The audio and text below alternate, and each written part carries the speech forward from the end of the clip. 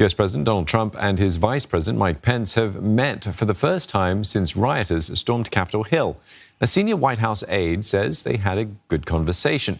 Mike Pence is under pressure from Democrats to remove the president from office using the Constitution. Democratic lawmakers are also working to impeach President Trump for a second time.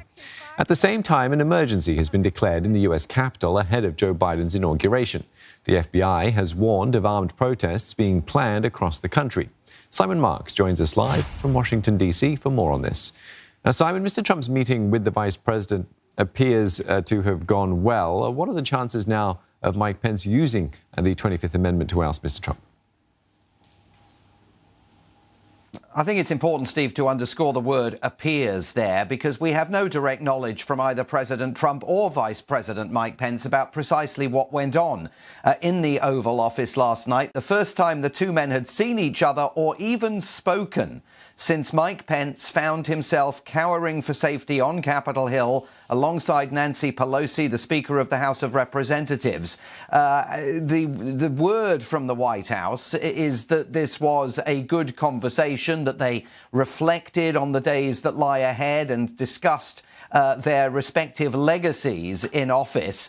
Vice President Mike Pence, though, has not communicated directly with the American public at all, neither has President Trump, for the last several days. It would seem that he is not minded to advance the idea of invoking the 25th Amendment, hoping, I think, that everything will remain as relatively stable as it is at the moment, all the way through until the inauguration on January the 20th, Wednesday of next week. But tremendous uncertainty here, with the FBI issuing that bulletin to jurisdictions all over the country yesterday, warning of planned violence in all 50 state capitals of the USA.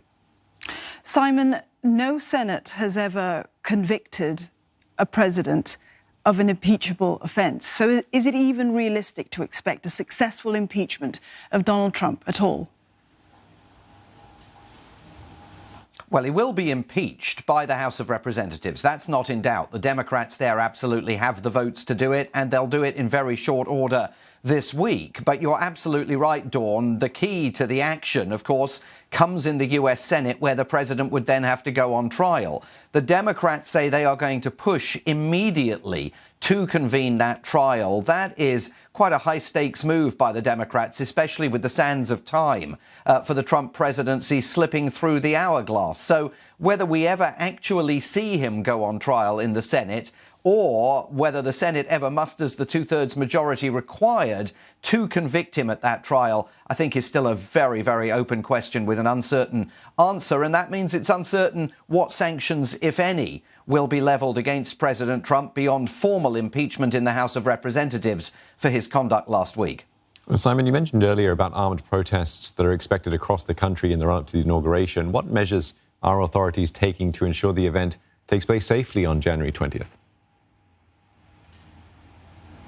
Well, Washington, D.C. is being turned into a fortress, Steve. We learnt yesterday that there will be 10,000 National Guard troops on the streets of Washington, D.C. for Joe Biden's inauguration next Wednesday. As you know, this is a relatively small town. It's not a massive city. 10,000 troops on the streets is unheard of in the modern era, and indicative of the real fears that exist within the FBI about plans by Donald Trump's conspiracy theory supporters to return to Washington and orchestrate more violence here. In some state capitals, they're boarding up the state legislatures because they are fearful that there will be violence there. Places like Wisconsin, Michigan, where, of course, the state legislature was previously targeted by Donald Trump's supporters. So a tremendous sense of fear here over what lies ahead, with the FBI and other law enforcement agencies now engaging in law enforcement actions in 30 separate American states as they try to round up those responsible for last Wednesday's insurrection. Yeah, thanks for getting us up to speed with what's been happening in the US. Simon Marks there, speaking to us from Washington, D.C.